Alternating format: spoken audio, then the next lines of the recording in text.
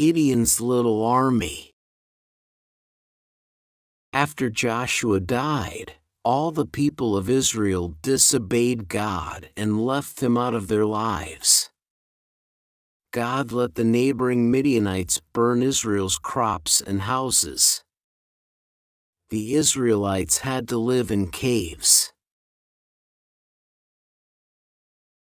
One Israelite, Gideon, must have had a secret place to grow wheat. He threshed the grain by a hidden winepress, under a large tree.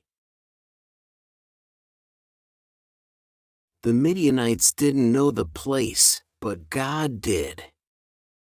God sent an angel with a message for Gideon. God wanted Gideon to destroy his own father's image of a false god and build an altar to the true God. Though Gideon was afraid his countrymen would kill him, he did what God commanded. God also wanted Gideon to lead Israel's army against the wicked Midianites. But Gideon was afraid. He asked for a special sign that God was with him. Then he laid a fleecy sheepskin on the ground.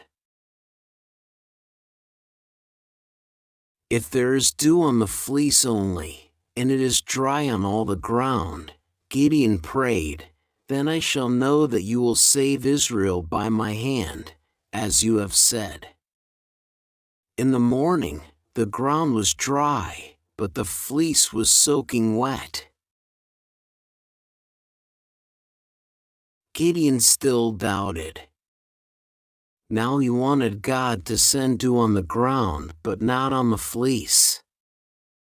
Next morning, the ground was soggy, but the fleece was dry. Gideon started out with an army of 32,000. God cut it down to only 300 men. God did not want Israel to say, "My own hand has saved me." God alone was Israel's Savior. Knowing Gideon was still afraid, God let him secretly overhear one Midianite soldier tell another about a strange dream. In the dream, a loaf of bread tumbled against the Midianite tent and destroyed it. The other guard was terrified. "This is the sword of Gideon," he cried. When Gideon heard the dream and its meaning, he knew God was going to give him the victory. Gideon planned a night attack. He gave each soldier a trumpet and empty pitchers with torches inside. They surrounded the Midianite army.